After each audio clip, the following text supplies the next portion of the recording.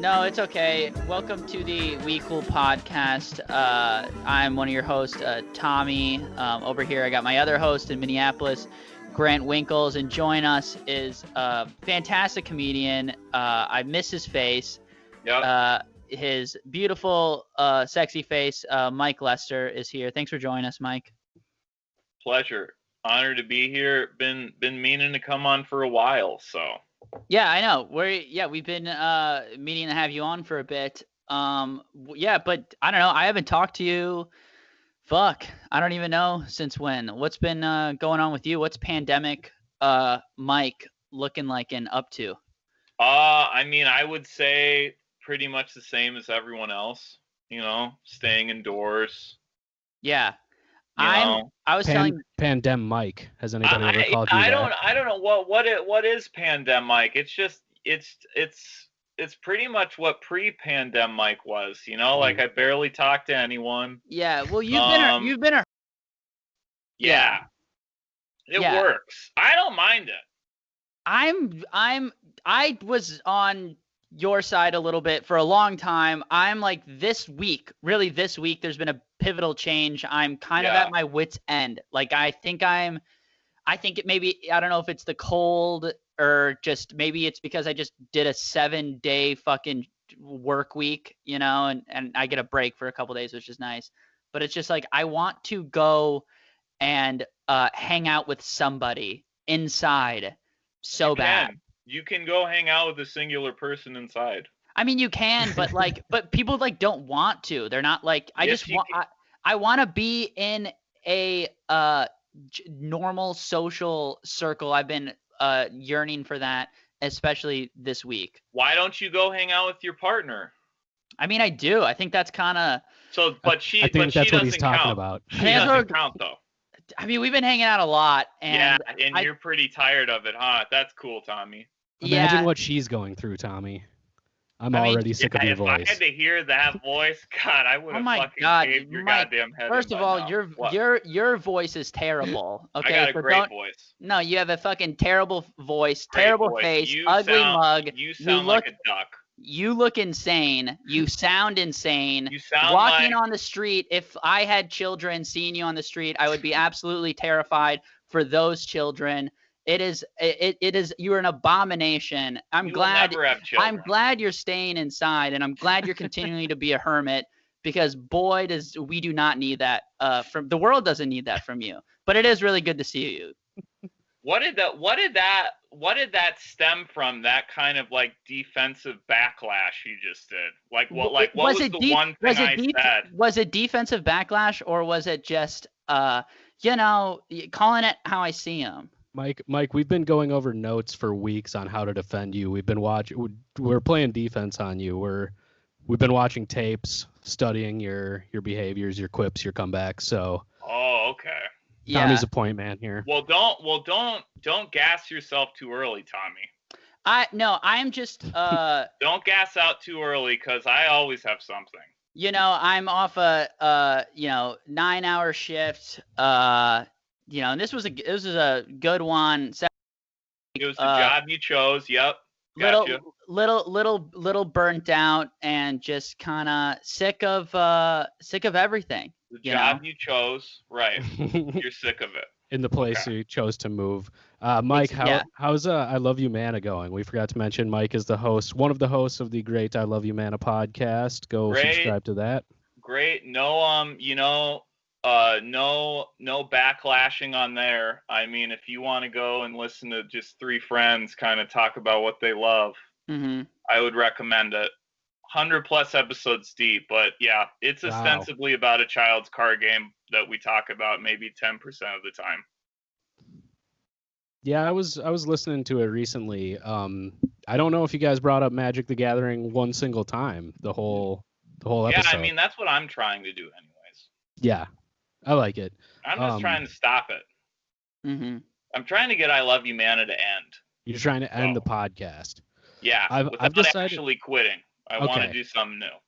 I've decided there was one person who gave us a 1-star review on Apple Podcasts, and if that one person changes their review to a 5-star review, we'll just walk away from the podcast. Like that's all it's going to take to get us there is what I've decided. You can change reviews?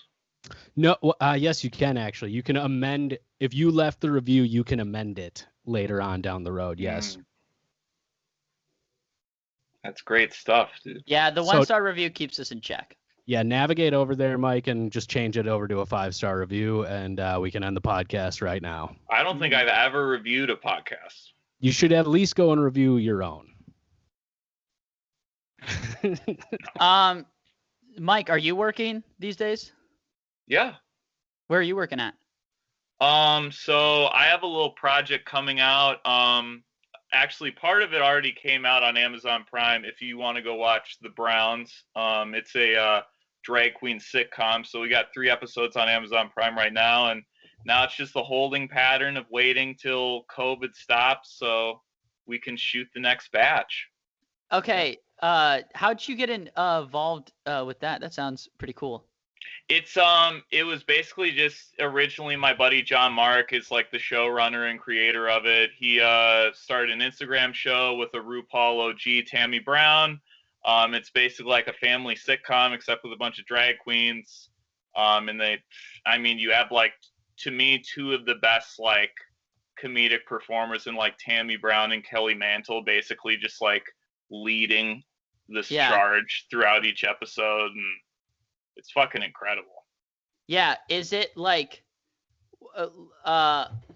is there like a set or like what, like visually, what does it look like, the drag queen sitcom? Yeah, so I would say it's single cam, and we just shot it at our buddy Paige's house in Silver Lake. Yeah. That's awesome, man. Are you acting in it? Did you write? I am. It, or so what? I'm in the 3rd episode of this like kind of. It was kind of like with the Out Network. It was like a trial season, but it's doing good on Amazon. So like we got the green light to go on to do like the next batch or whatever you want to call it. But yeah, I act in it. I did a lot of like production coordinating in the kind of first batch and did writing on it. And this next wave, I get to do that and hopefully get to AD for the first time, which is something I'm really looking forward to. That's awesome, dude. Yeah, that sounds great. It'd be great if you guys can get like, a studio and a set, a little laugh track going and really do like couple 80s. More cameras. Yeah. A couple more cameras. Do like, you get like an 80s vibe and like, like drag. Actually, she did a holiday special like that. She kind of shot it studio style like an old Dolly Parton Christmas special. So yeah, she just comes through the door like, I'm home, bitch, and like everyone, studio audience is losing their mind, I love that, man. I really miss studio audience shows. I feel like the last show that really did it good, and this is going to sound ridiculous, but it's like the early sprint of 2.5 Men. Dude, yeah. I feel like Charlie's just got command of that studio audience. Like, you can just go and be like, I gave this girl AIDS. And, like, the crowd just erupt, They're like, whoa, yeah. I'm making $10 to be on the fucking NBC Universal lot. And Charlie Sheen is going crazy. Yeah, I used to watch a lot of 2.5 Men after school, a lot of reruns. Yes. But I would be willing to bet a few episodes really, really hold up. Just the idea that someone's like, oh man, we just got to get like Charlie, like what if Charlie Sheen got like a ton of pussy and it's like fantastic, America's #1 show.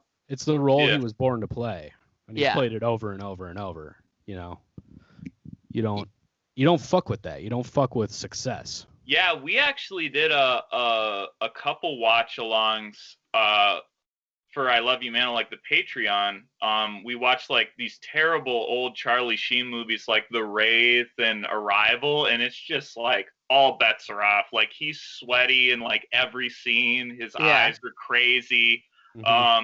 He's not really like listening to the other actors' lines or anything. He's just like hurrying into his dialogue. And you can tell it must have cost like $250,000 just to insure him for that movie. Because he looks beat up. Even the scenes where it's like, it's supposed to be like an office scene where he's like answering a phone. It's like, he just looks like haggard and beat to shit. And it's like, come on, man, like clean him up a little. those days are kind of over, like in society, like in America, like entertainment. Like you can't just like let like there's not a lot of just white guys just running rampant. Sure you can. Like there were in like the 90s. That's all vices. It's just look at Fuck That's Delicious. It's Action Bronson eating food and swearing at it. You know what I mean? It's like it's still there. It's just in a different. But Action Bronson is a good rapper, though. He does that. You know, his main platform is rapping. You know, Charlie Sheen is a great entrepreneur. So would you say just what's his product? Yeah. Didn't he come out with like a perfume or something? I'm sure he did. Yeah. I feel like that's money right there. So would you say there's just as many white guys then, and the industry just like running rampant the same way? Because like I don't know if you could have a Charlie Sheen. Sure, but most of them are like executive producers. Yeah. They're on the industry side. They're not in front of the camera anymore because it's just as times change. We want to see different things and we want to be entertained by different people. Like, can we get another Steven Seagal? Like a new young Steven Seagal. Well, you don't, because he's still kicking, dude. He's still kicking. Literally, still kicking. He is, yeah. Have you seen his karate demonstrations?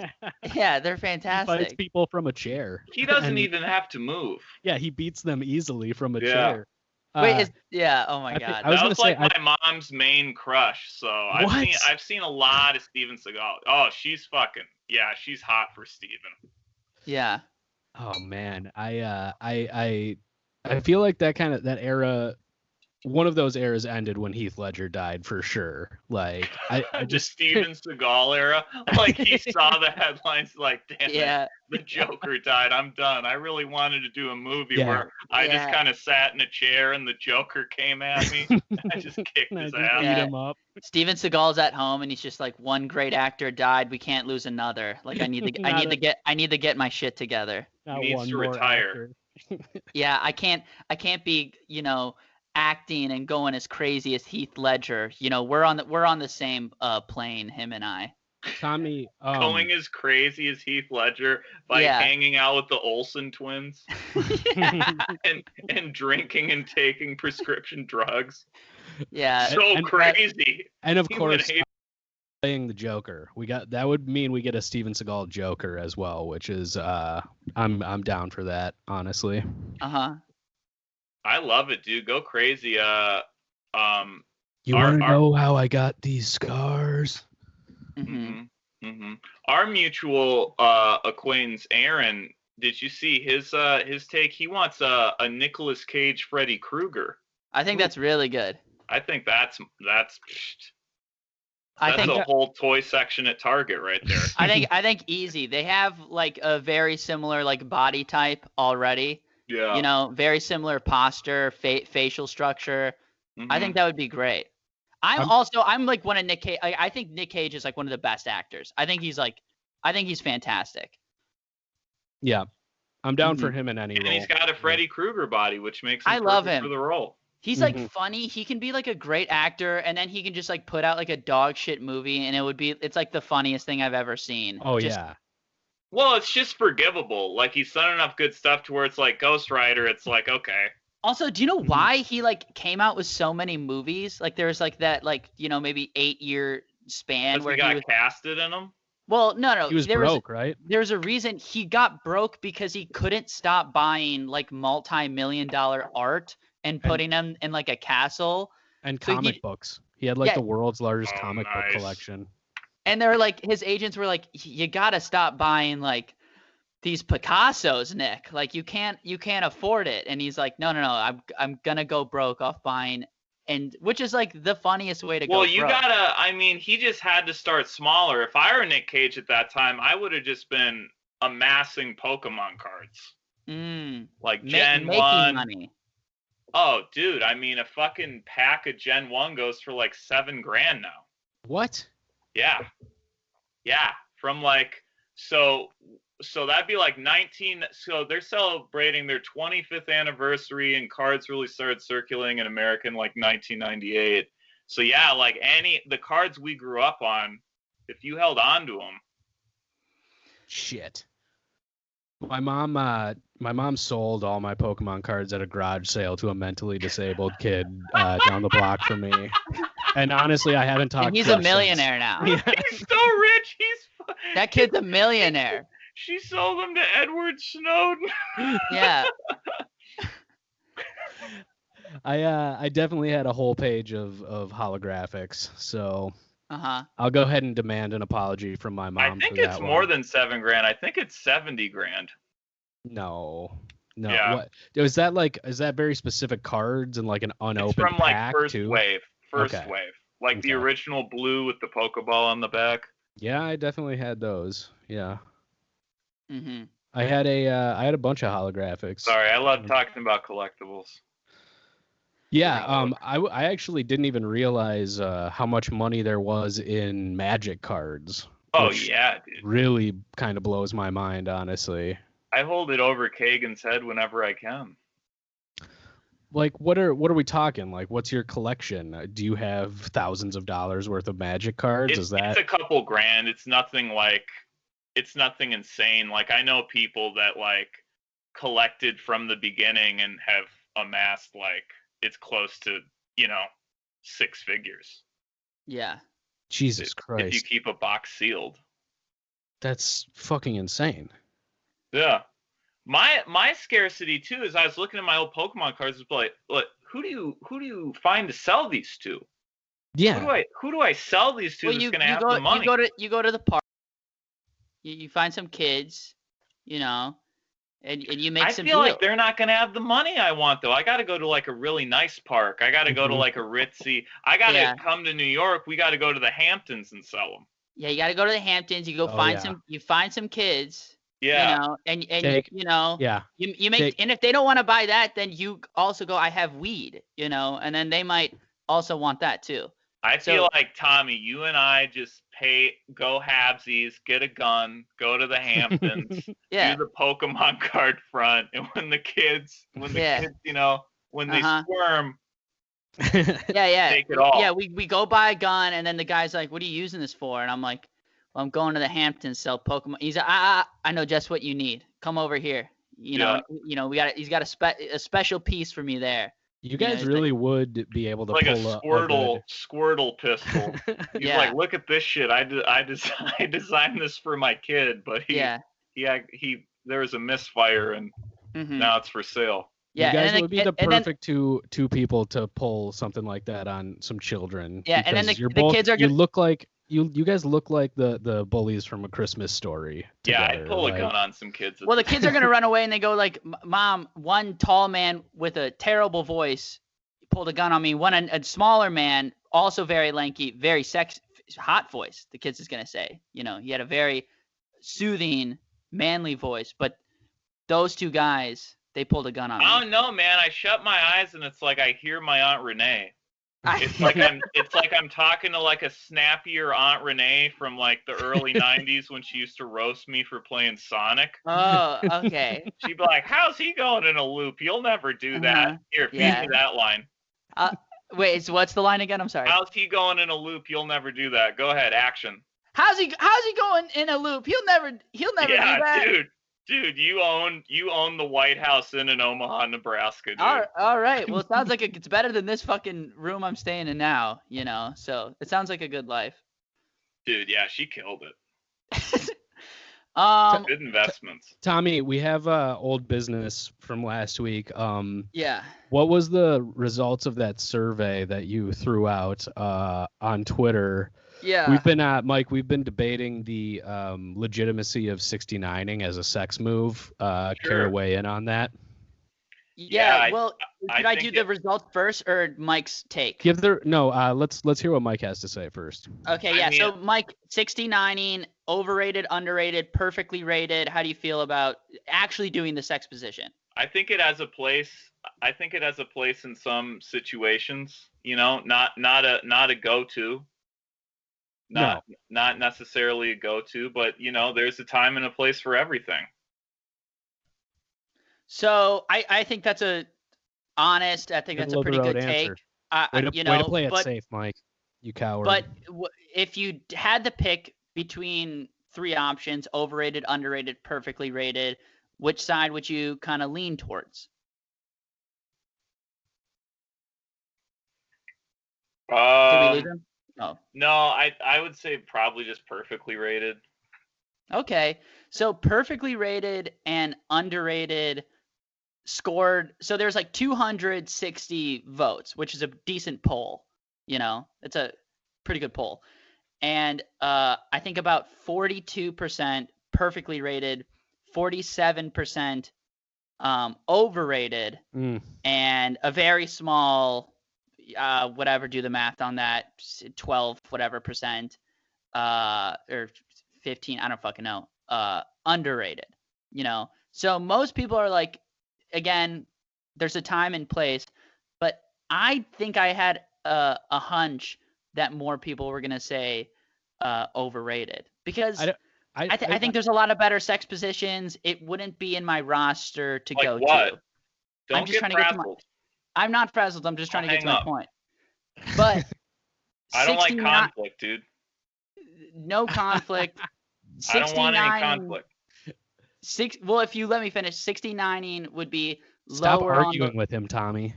I'm not arguing. Yeah, really. I'm just asking. I'm trying to kind of like broaden the segment rather than like, what's 69? It's like, kind of open more doors for it.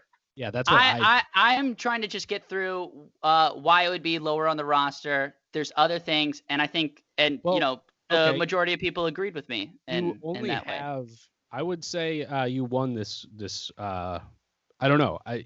People aren't coming out in defense of this move. They're only really saying that they just agree with it, or they think it's overrated. But you did only name 2 very common sex moves, which was missionary and doggy style, that were better than it. So but I'm also a very meat potatoes type of guy. It's an interesting top 3 to go doggy, missionary, then 69. Oh, 69, that would be 7. Well, what's 3 through 6? That's for me. That's for me to know. What do you mean? You come on. They're just solo scenes. That's where the camera cuts, and then it cuts back, and I'm in bed, and we're going. No, 3 through 6 is just Tommy masturbating. Yeah. Tommy's giving himself a reverse tugger through his legs. Yeah, that's like 4, the reverse tugger for sure. But I think the people agreed 69 is it's overrated. I hate to say it, but I think you're right. I see their point. Mm-hmm. Good votes. It's just like the thing is, it's I think it gets harmed by the fact that it isn't something that you are gonna do very often. It needs to be the right moment. So I don't know. Missionary is it's boring, but it's got to be up there in most people's I love trifecta. Missionary is fantastic. If you love someone, it's a fun thing. But I agree. But not as good as being above them and going fast. Doggy Style is a classic. It works. Truly. I have nothing negative. Nothing negative to say about Doggy Style. All right. Well, I think we've finally put that issue to bed. Unfortunately, I'm on the losing side, which upsets me. But whatever. We have a apology that happened this week in the news. So Mike, I don't even know if we said this up top. This is we read anonymous listener apologies on this show. I don't know if you've heard it at all, but people write in shit that they need to apologize for. Nice. And we also cover some like public apologies in the news and stuff. So first of all, I guess, Mike, do you have anything that you need to apologize for while we have you here? I would like an apology from Zach Kagan. Okay, this is good. Yeah. He keeps leading witch hunts in Among Us to get me airlocked. And I don't really like playing that game when I'm falsely accused, of being the murderer. Mm-hmm. And Zach, what's airlock? I'm sorry. Have you not played Among Us? No. I haven't played it either. It's great. It's basically like you play with, the max is like 9 other people. Two of you are the imposters, and then 8 of you are crewmates, and the 2 imposters run around basically trying to kill everyone, while the crew of 8 run around and try to do their tasks and not get killed. And then whenever someone gets killed and you find their body, you can call a meeting, and then, a really good spirited debate gets going over Discord generally. Of people yelling at each other and accusing them. It's actually allowed me to reconnect with a lot of friends from the past, such as David Citrick. Okay. I don't know if you guys know him. Mm-hmm. I haven't heard of him, but yeah, he's great to airlock. Yeah, I mean, no real. I just have demands for apologies. Well, you can lay those on us too. I have a demand from you, Mike. Yes. Oh. Here we go. So, maybe 3 years ago, I was at work, and Mike decided to bombard me. Is that the correct word? Bombard me? Bombard with an bombard. M. Yeah. Bombard? Mm-hmm. You got it. Yeah. So Mike bombards me with a series of iMessages or Facebook messages, and just like everybody hates you. I know what you did. Yeah. And I go and I'm like, shut up. I'm at work right now. Keeps going. Mm-hmm. We're talking 20, 25, 30 of these messages. Yeah. And I go, is there a problem? And then Mike's like, there is a problem. Wouldn't be specific with it. It's these very vague messages. And me and Mike aren't great friends at this point, and maybe we're only just okay friends, right? Sure. But it was even worse than this. Even worse than this. Okay, all right. Then Mike texts Ryan, says that I did something bad to an extent. Ryan texts me, I'm at work right now, and then Ryan texts me, he's like, what happened? What'd you do to Mike? And I go like, I don't even know what's happening right now. And then I just text Mike. I go like, hey, I'm gonna block you if you keep doing this. And then Mike's just like, I'm just kidding. Wait, I don't remember you threatening to block me. I threatened to block you. I was like, we're done with this. I'm not doing this anymore. And then Mike's, hey, I'm just doing a little joke, little goof, which, I don't really know what the goof was, but I would like to apologize for, would like you to apologize for that. For what? I'm sorry. What do you think? I don't know. I thought you were just talking about something funny. Tommy, to me, it actually sounds like you have something to apologize for, which is whatever Mike was talking about. Yeah. Really. I think Mike should apologize for, would that be gaslighting? I think that's the textbook definition of gaslighting. For gaslighting me with dozens and dozens of messages while I was at work with no real purpose. Then it clearly, it's affected you to this day. Something I thought, you're a guest on the show. It's a podcast about apologizing, and I was like, oh, okay, I would demand an apology from Mike. You demand one. I demand an apology. I'd say so. Okay.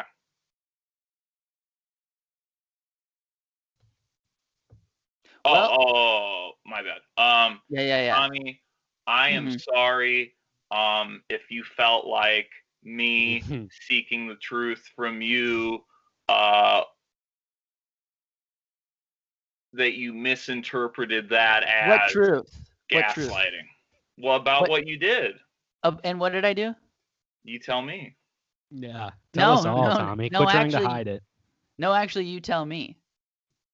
No. All right, I would like to demand another apology for Mike continuously gaslighting. What? And playing this charade. I apologized.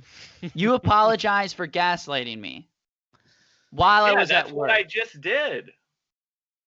Oh, thank you. Well, I accept your apology for gaslighting me. For what? I accept your apology for you gaslighting me, and you know what, man? Past is the past. It's all good. Tommy, this is starting to look really petty. I don't know if I don't know, man. This is a bad look on you. You know, if it's a bad look, you know, that's fine. But I just had to, you know, be honest and demand an apology. So. Okay. All right. Mike, I was thinking about the first time we really met today as well, and I don't know if you remember this, but it was at I think we had met before this, but this was the first time we actually like kind of really talked, I think. But it was at Club Underground at the Monday Night Comedy Show, I think, and Sure. Alex Swalve had some tater tot nachos, and I went to grab one. He offered some to me, and I just grabbed like a whole pile of chili because they were like chili tater tots. Yes. And I thought there was a tater tot in there, and I ended up just grabbing like a whole handful of chili off his plate. And you made some rather cutting remarks about how I handled that situation. I'm curious to know if you remember that at all. Dude, I'm really sorry. I mean, if Grant, like, this is me to you, I apologize for the cutting remarks I made. Okay. Because it's like, it's not like an interpretation thing either, like kind of Tommy's, like kind of petty thing over here. Yeah. But yeah, I mean, dude, we all make mistakes. You know, I should have, you know, seeing Thank you. what Mike. you've done for me since, you know, it's like, I should have like ran to get you a napkin or well, oh no, come on, man. No. You know, maybe we could have demanded something from Swalve, you know, for tricking you, because this is to me, it's like you were tricked. Yeah. Yeah. You And know, let me just say, I'm sorry for putting you through that. Apology accepted, of course. You know that. You know. And Mike, I know you're kind of really bad with words, and it's hard for you to convey your emotions and feelings. But I also accept your apology in the same way. You know, and I know Absolutely. you are really sorry. And I know you do.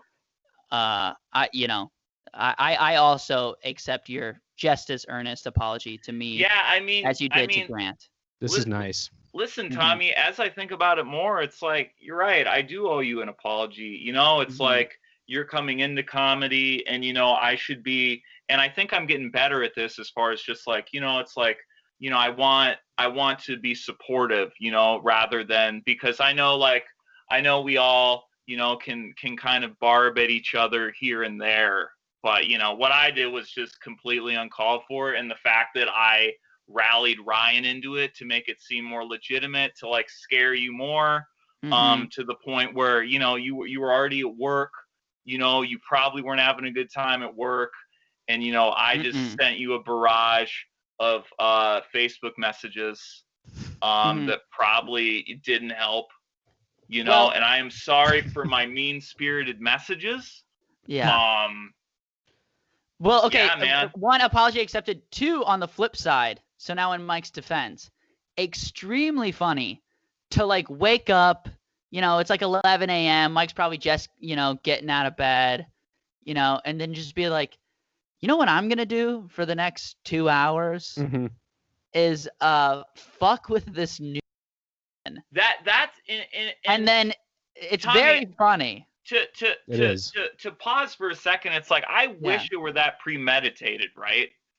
I think you maybe have just sent me a message or something, and it was just I did it. I would never send you a message. You did. I think you did. If I did, I would bet money on me not sending you a message first. But I'm not ruling it out. I'm just saying my bet is that I didn't do that. Like, you're too good to initiate the messaging. I wouldn't bother you. You don't want to bother me? I wouldn't have bothered you. No. I have nothing to say. I had nothing to say to you. You can bother me. If you sent that, Tommy, if you did send that message, you were just asking for it though. So that really is on you at that point. So yeah, I just send like, hey, like winky face.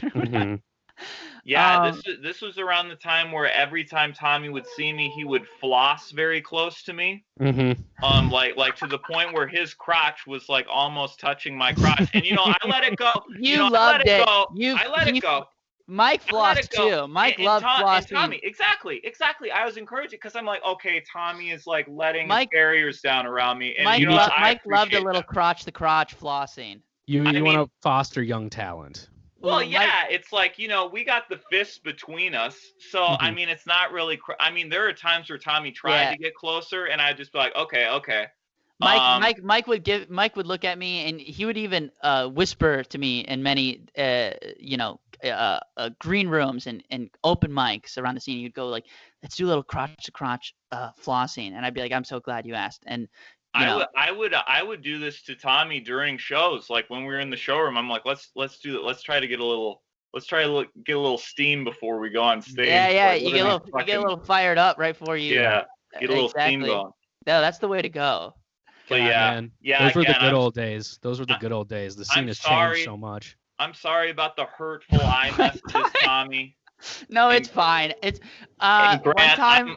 I'm sorry about the chili, because, you got a handful of chili, so you probably look like an idiot, and I probably just slam dunk on you. One time, Mike, he's like, we're at Sisyphus, and he's like, I was doing this bit where I was jacking my boxers up really high and tucking my pants into them. And I was just like, being a fucking idiot. And Mike's just like, hey, could do that on stage. I'm like, no fucking way. Cause I'm probably only like a year in a comedy. Yeah. I would just I'm not like skilled enough to just like do that. And Mike pays me like $10 or whatever. It was 20. It was 20. You were trying to have Mike let you sit at his lunch table essentially at this. Yeah, basically Mike's just like, I'll pay you $20 if you go on stage with your. There's a picture of me somewhere. I remember that. Yeah. I remember when I got you to go on stage without pants. Yeah, without pants. And you could see your little turkey nose sticking Yeah, out. my little ding dong was kind of like this. I was like, this was a huge mistake. Like once Tommy got under the lights and you could see the silhouette. Oh yeah, it was very intrusive. They did not sign up for that. The audience. People were pissed. They were like, I am drinking beer. And this guy's like, this child is showing me his penis. Yeah, it was bad. Here's the problem is that it got a laugh initially when I went up on stage, and I was like, okay, this might go okay. But then as soon as I got into my set, I was like, this is brutal. And it was not okay. But then Mike did always go, all right, well, here's your $20. You did the thing. Dude, of course, dude. And, it made for a good moment, but not a good set. Swindle ya. Yeah. Come on. It's also a point, when you're doing stand-up, it's like this was like 2.5 years ago. Like, I really needed to work on my material. I really needed. Still do as always, but when you're still do, it never stops, brother. You are right, it never stops. But okay, great, I got a spot at Sisyphus. Whatever. I could get you a spot anywhere. I'm gonna feed my dogs while you tell this story. But Mike's just going no, do this thing, and I'm like, all right, yeah, let's throw the whole set away. Yeah, that rocked. That was fucking awesome.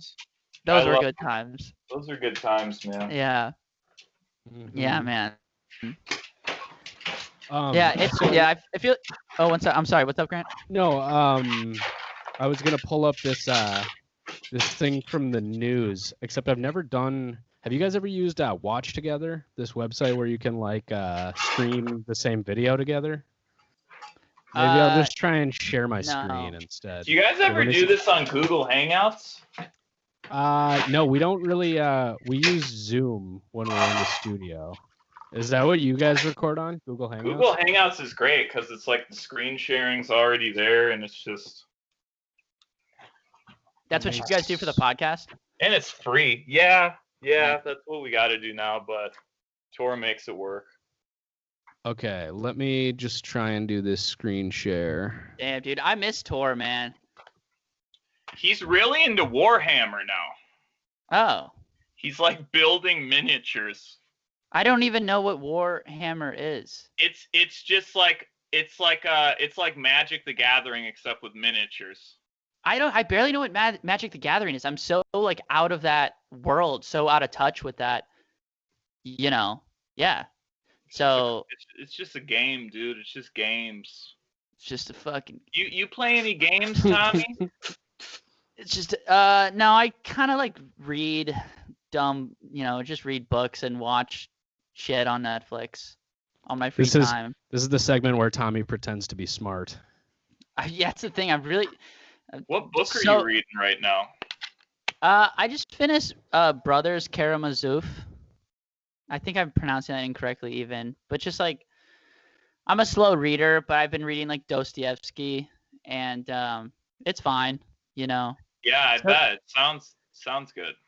It's good. It's the thing about those books is that like it's not always good. It's like work, and when you do hit the good parts, it's really good. But then you're like, oh my god, this fucking dialogue or chapter is boring. But then when there are, what's up? What's like the motivation behind that to read like a book like? It's like working out. It feels good afterwards, and it feels good thinking about like old Russian philosophy.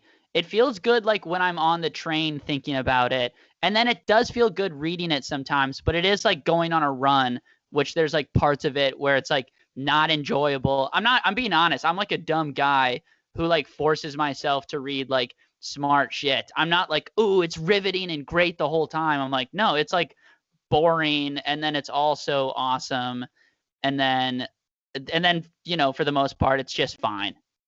Sure. So I guess that's the motivation. It's not being in like school and like working like these dumb jobs, and it's like, oh fuck, I kind of want to like learn something, I guess. Oh, here we go. Can you see this? Yeah. Does this work? Okay, cool. I am a fucking technology guru. Okay. Can you hear it? Not yet.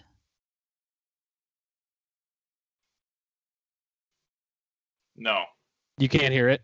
Mm-mm. Okay, I'll drop the video in later then. I don't know how to...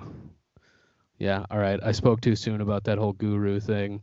So this is what happened. Buffalo, New York school board member is being asked to apologize or step down after video emerged showing her finishing the contents of her wine glass before flipping the middle finger and cursing at others during a school board meeting on Zoom. It's pretty awesome. She nice. Here I can just am I still sharing the screen? Can you guys see this? People get too real when they're in their houses, Yeah, so if you look, it's this lady right here, and you see her sipping on this wine there. That's cool. Yeah. Respect. Yeah, it's crazy. People like know they're on video. Everybody's getting like completely desensitized to being on video now. Yeah, everyone's getting desensitized. See, now she's freaking out. Sorry. Oh, there she is. She's yelling. Well, then... I mean, here's the first hole in this is like, what was the rest of this Zoom meeting like? Like, what got Paulette so worked up that she slammed her wine? And this guy looks like a toolbox. Yeah, he's the one who just called her out too. He's calling her out in front of everybody. This guy, yeah. He looks like every Tires Plus employee. Go back. They got rid of chocolate milk, and she's just like, I'm so pissed off about these future school lunch changes. Because it'd be just so great if it was something just so like minuscule, Yeah. I bet you it's like a school mask policy. Because that's what pissed me off. When they got rid of chocolate milk, when I was in middle school, I was like, well, this is the last fucking straw, They really got rid of chocolate milk at your middle school? Dude, it's when fucking Michelle Obama came in and messed up all the school lunches. This sounds like fake news, honestly, Tommy. Getting rid of chocolate, that's just asking for a mutiny. Michelle Obama came in, she got rid of pizzas and chocolate milk and made the school lunches worse. Okay? I don't remember that affecting school lunches at all. Like, I don't remember seeing like a salad. When did you graduate? At any time. Well, yeah, I graduated high school in 2011, so it would have been around the time. What the fuck? Yeah, it should have been around then. Chocolate milk was always an option. Where did you grow up, Mike? I grew up in New Hope, Minnesota, and then Golden Valley, Minnesota. All right. Okay. Yeah, I graduated in 2010, and I'm with Mike here. I never saw a salad either. I never saw it. Yeah, I never saw it take effect. I never saw carrot sticks. That's Tommy unbelievable. had the luxury of going to an inner city school, though, so not everybody is as lucky as he is. That's true. What did this? Do we know what this lady got mad about? I don't know. She said they issued a formal apology. Well, this is what's awesome is Woods initially denied the outburst occurred at all, but video obtained by the Buffalo News shows her gulping down the contents of her wine glass. Unfair phrasing right there by the journalist, I would say gulping. In the kitchen before swearing and holding her middle finger up to the Zoom call camera. So crazy move to deny something like that when you're so obviously mugging to the camera.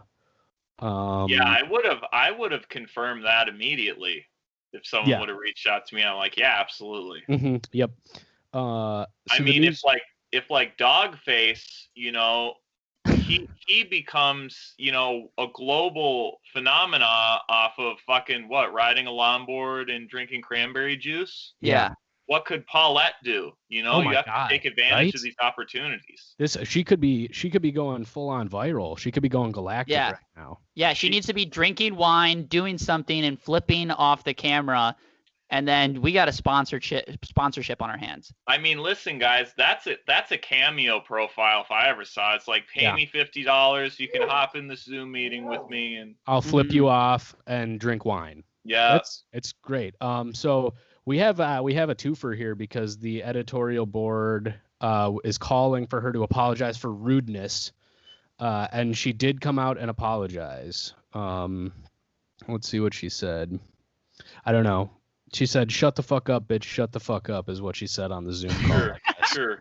But wait, I'm sorry. We don't know why though. What led to it? It doesn't seem like we do. Let me. I think I know why. Yeah. What's your guess? Yeah. I think I know why. I mean, it was probably something like, oh, we're going to do like a no masks during gym now. Paula, she's probably in the right. Yeah. She's probably in the right. Mm-hmm. I'm ready to hop on, just her side, just because I think it's cool to down your drink, flip someone off. I think that's a timeless classic move that I'm in support of. So I want to be on her side. It's a baller move, no doubt. Yeah, it's just fucking cool as hell to do.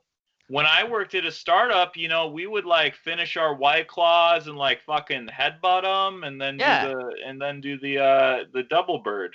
Yeah, exactly. And if I see a group of guys in a startup doing that, it's like, well, I want to get on what they're getting in on. Yeah. These guys dudes seem being dudes. These dudes being dudes, they seem like they know what they're doing. Getting those fucking Rob Dyrdek vibes, Yeah, exactly. There's a little mini ramp in the office. Green. Yeah. You guys got an espresso machine, some weird looking bouncy balls and chairs, and I want to go. Can someone let me in here? Because I want to hang out. Break room fridges stocked with Monster energy drinks. Rob Dyrdek is really a guy that should apologize, right? I mean, I don't know if you guys watch the Fantasy Factory or like Robin Big. I've peeped it. Kind of like his ascension to being a celebrity, but a lot of it was him just torturing his cousin Drama. He would like throw Drama out of a building, and he'd be like, "It's for Drama." The brand. Who was the girl with the blonde hair? Chanel West Coast. Remember when he hit her in the face with a dodgeball? That video was circulating. And he'd be like, "Don't cut that. Don't cut that." Yeah, he'd be like, "Don't cut that. That's good." The man is a king. It's like, Chanel, okay, set up for the next one. I'm really going to dome you in the grill. There's nothing you can do. And then Drama is just like, he's shooting up steroids to just try to get through the next scene. Because, I feel like Rob in some way, like, injured Drama in, like, every episode of the Fantasy Factory. Yeah. Rob gave him brain He would, like, damage. just drive a Hummer into his office and think it was, like, the funniest thing. While, like, Drama's, like, shit his pants and he's trapped under a Hummer. God, part of me misses those. I feel like I need that back on TV. Tommy, and that's kind of the spirit I was trying to like pass on to you in those messages. I need that.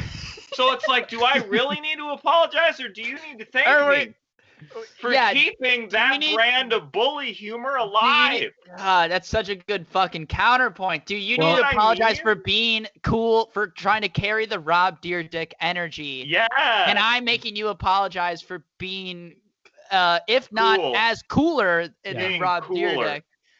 That's a really good point. Okay. Given that Mike said that, can I maybe retract my demand for an apology until further notice? Because you've given me a lot to think about. Just saying that right there. I can't believe I did the thing with Grant and the handful of chili.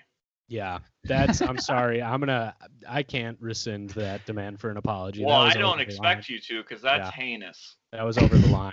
That's heinous. I should have known, because just watching a drunk ass Grant Winkle just grab a handful of chili. Yeah, dude, that rocks, Grant. Dude, that's so Rob Deerdick. I remember there was this episode of the Fantasy Factory where he just got like an airsoft gun and was like shooting at Big Cat, which is like Drama's twin, and he's like, finish the design, and Big Cat's just like, what are you doing? And he like seriously didn't know what he was doing, and Rob's like, this is the funniest shit ever. Then he like shoots Big Cat in the temple, and he's like, okay, reset. Well, reset. that was the show. It was like, all right, we're gonna design a new hat or shoe. Yeah. But in between that 20 minutes, I'm gonna do the most insane shit around this building. Hurt you.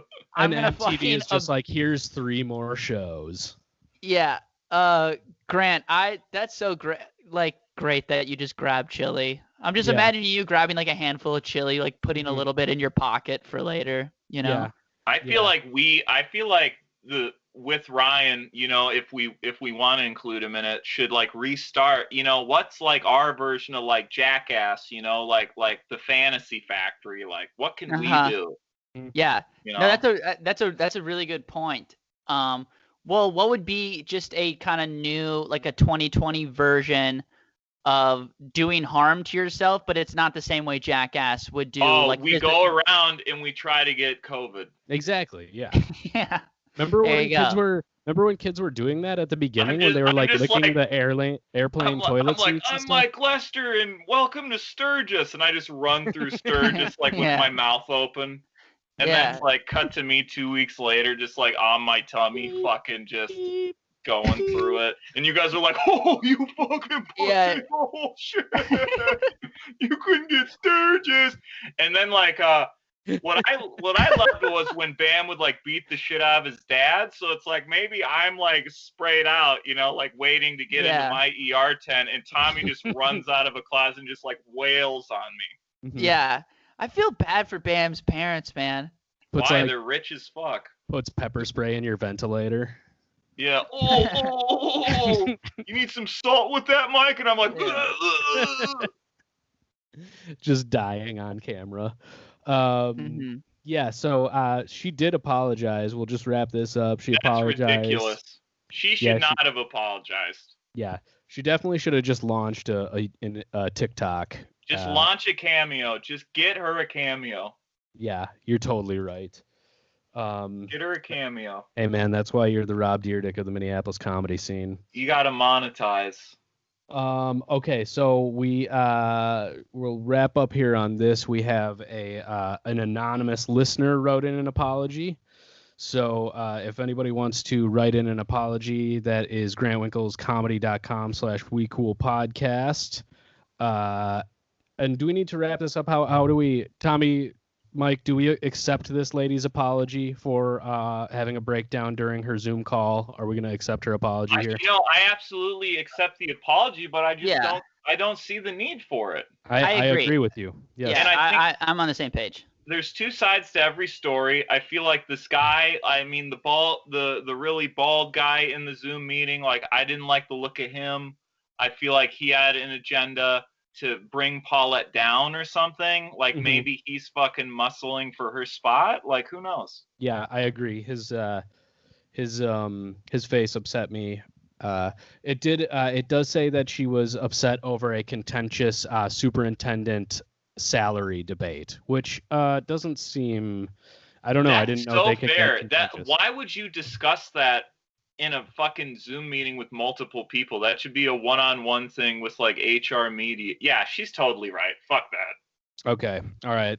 We stand with Paulette. Apology accepted. Yeah. Okay, so if you want to submit or demand your own anonymous apology, go to grantwinklescomedy.com/wecoolpodcast, and here we go. Hey, boys. I would like to apologize to my freshman year biology lab partner for attempting small talk. It was my first science class of college, and I was partnered with somebody I'd never met before. He was sort of hunched over and had his arms crossed.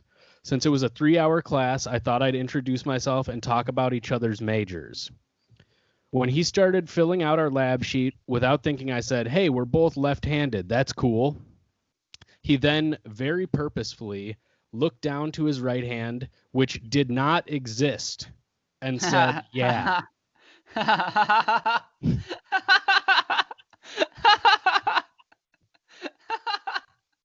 Because of the way he was sitting, I hadn't noticed that the guy I was partnered with was born without a right hand. Or maybe it had been amputated. I have no idea. I was too mortified to ask. I remember nervously laughing before blacking out from embarrassment, but I don't remember if I actually apologized. Thanks, guys. Huge fan of the pod. This is good. That's like just like a bit that would be in like an old comedy movie, you know? Classic. Just like hey, we're both no hand, you know? It's just so like Three Stooges like. Yeah, that's like an Austin Powers interlude. Mm-hmm. Yeah, it's fantastic. Little Sandler, like Sandler looking at it going, "Goo!" Like, why don't you have no hand? You know, and then in the third act, he gets saved by the man with the hook for a hand. You know. Yes, and then then he's waving his little hook. You know. So what was this? It was they said something about a hand and he didn't have a hand. Yes, it was freshman year biology lab partner. Very awkward time trying to do small talk, and they said, "Hey, we're both left-handed. That's cool." And then the guy, it sounds like the guy kind of hammed it up. He said he then very purposefully looked down to his right hand, which did not exist. So he took a whole, he made a moment out of it. And just said, I feel like that guy's gotten that so many times, though. Mm-hmm. Yeah. I think these two people, one, missed out on an opportunity to have a laugh together. And to be best friends, yeah. And to be best friends, you know, like, hey, we're both left-handed. I don't have a hand, you know. And then this is a new friendship. This is a relationship. For sure. Yeah.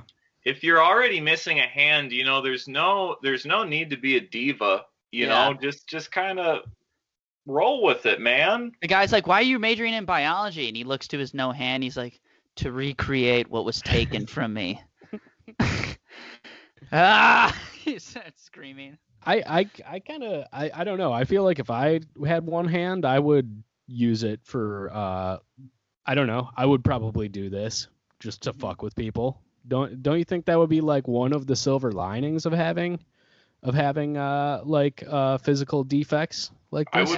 I would wear like a prosthetic and like constantly prank people by like putting knives through it and stuff. Just like, God, this day sucks. Yeah. And I just like put a knife through my hand at like a counter in like a fucking grocery store or something. When you like pay for something in cash and people give your change back, you stick out your like no-handed arm and you're like, "Oh, sorry, I always keep forgetting," you know.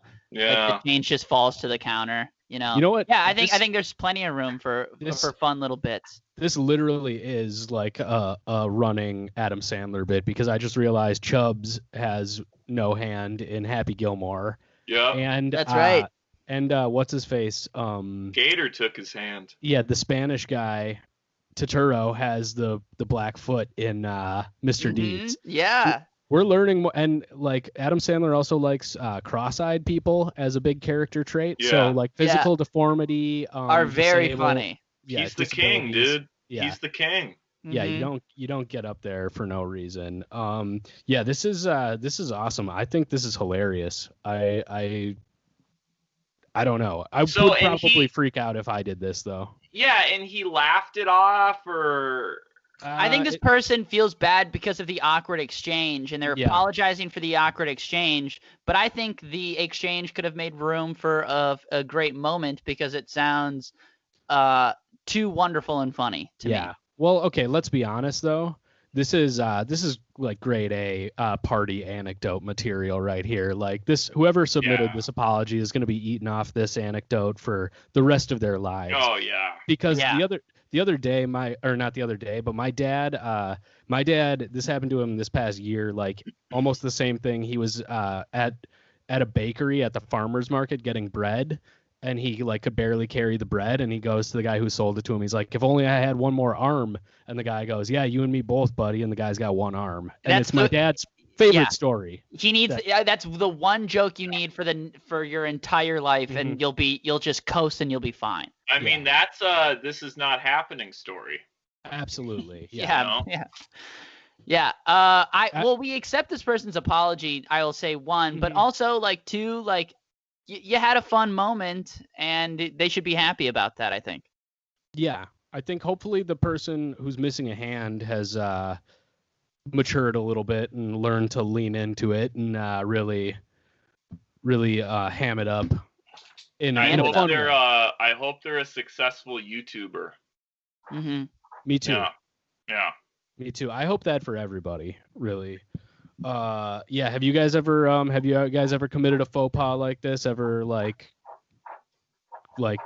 called somebody out for something that you should have known, or I don't know.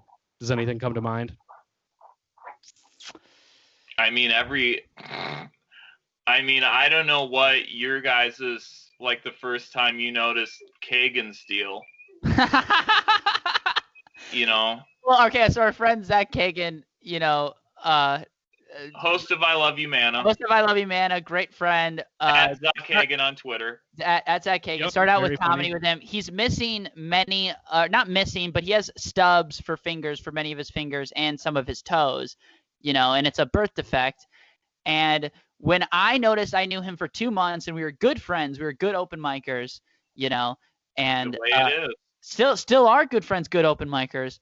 And we were hanging out, and I handed him something, and I saw his fingers, and I just audibly was like, holy shit, dude. I was like, dude, I was like, give me those. I like grabbed his hands. I was like, this is insane, man. He's like, how did you not know about this? I'm like, this is fucking sweet, dude. He's got to tell people, because the first time I noticed he had gloves on. Yeah. And the fingers were all weird. And I was like, why the fuck are you wearing are you making a fist under there? And I like whipped the glove off, and I was like, holy shit. I was like, you need to wear mittens, dude. This is not a glove hand. Yeah. We were outside of Acadia. We were both hosts, and I'm just grabbing his hand. Yeah. Outside shouting, this is fucking sick. Like. So you were already hosting a mic together before you even noticed this was going on? Before I even noticed. And then I was like, God, this is so cool. I was like, I love it. I love it so much, You think it? Yeah. So it's like an X-Men to you. Like you think exactly. It's I discovered a special boy, an even more special boy. I discovered. He is like an X-Men, dude. He's very smart. That's true. Yeah. Smart guy. Very successful. Very smart, but also you'll bring something up, and it's like he'll have no idea, like never has heard of it ever. Like I don't know. I'm trying to think of an example. Like something like sex or drug related you'll bring up, and he's just like, what? And it's something that's very simple, really. Mm-hmm. He won't know about it, but he'll find out a way to like vaguely criticize it. Right? Yeah. And that is what we have now coined in the I Love You Mana universe as a Zach-handed compliment. So please send your Zach-handed compliments with that hashtag to Zach Hagen on Twitter. Yeah. Fantastic. Damn, man. That's like a triple layered hashtag right there. That's really amazing. We had Michael Longfellow on, who had like just done like this like comedy contest on TBS, And, that sketch thing, yeah, and like we bring him on, and Kagan's like, yeah. I mean, looking at his stuff, he's got a lot of potential. And it's like, who the fuck introduces someone like that? It's like, plug his goddamn credit. After looking at his stuff, I think he's got a lot of potential. It's like, who's gonna feel good about that? His stuff from TV. His television. You mean his Conan appearance, Zach?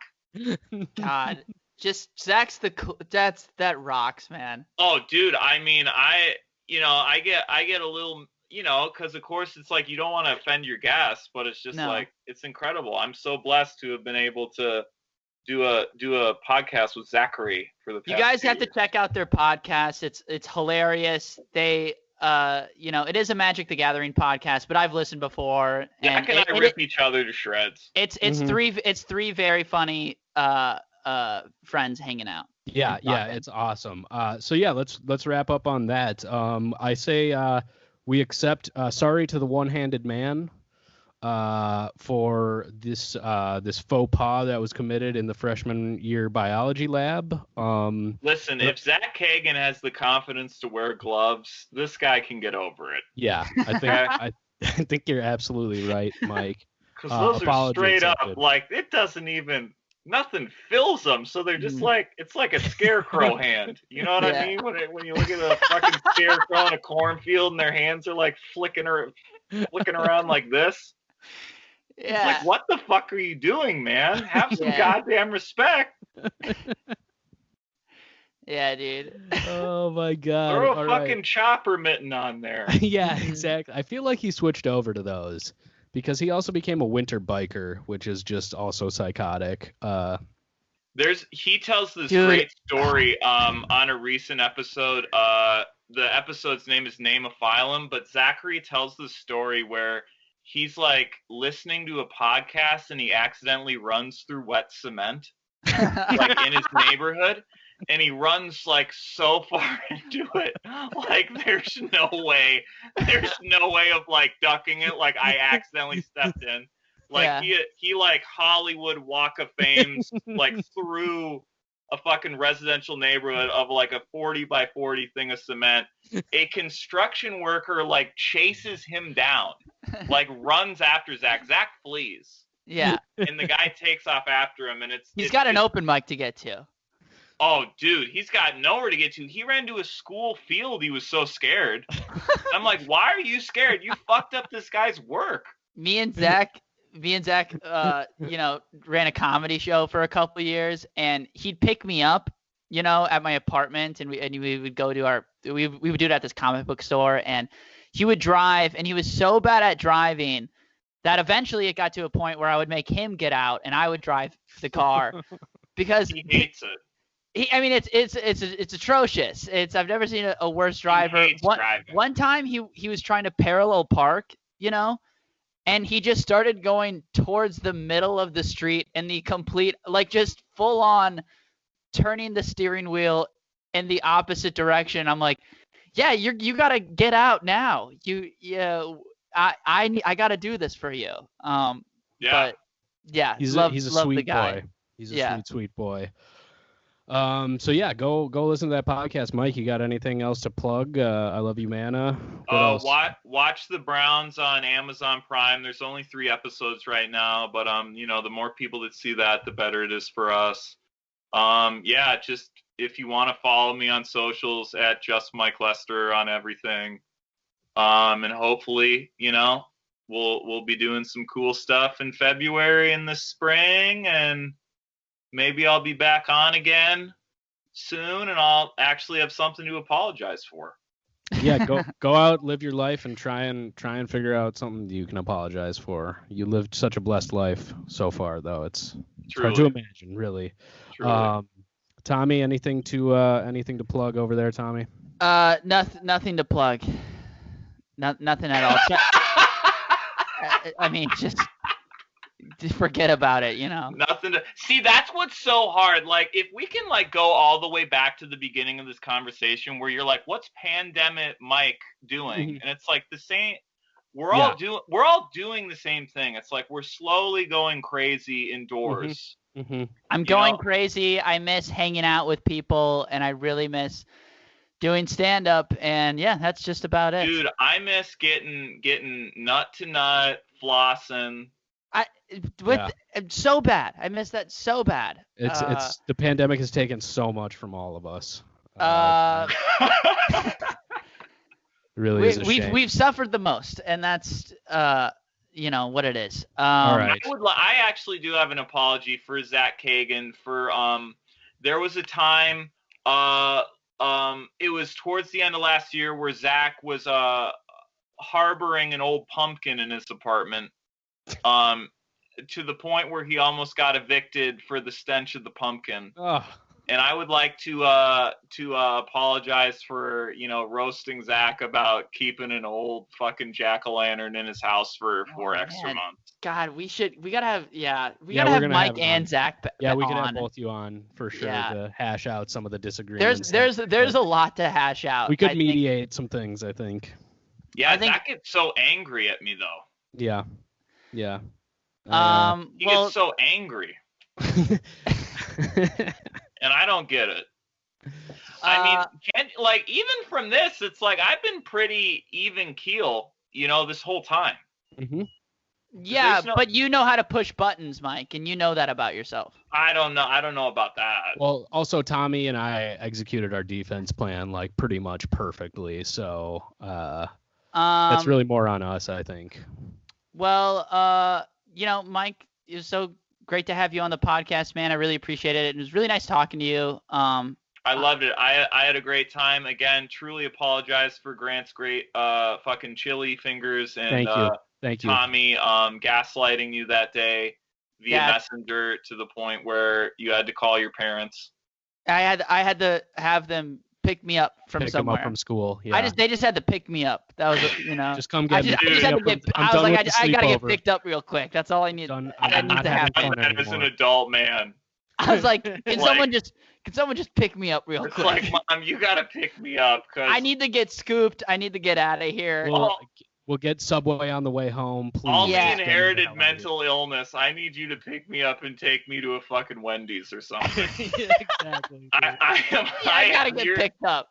Your genes are manifesting. Please come get me so I can get some spicy chicken nuggets. 100%. Well, so good talking to you guys. Follow We Cool Podcast on all social media. Go listen to I Love You Mana. 5-star reviews for both. Yeah, and I think that's it. So I will take us out for Mike the Rat King Lester in South Minneapolis, for Tommy the chosen one Bayer in Brooklyn, and Ryan Blue Collar Call.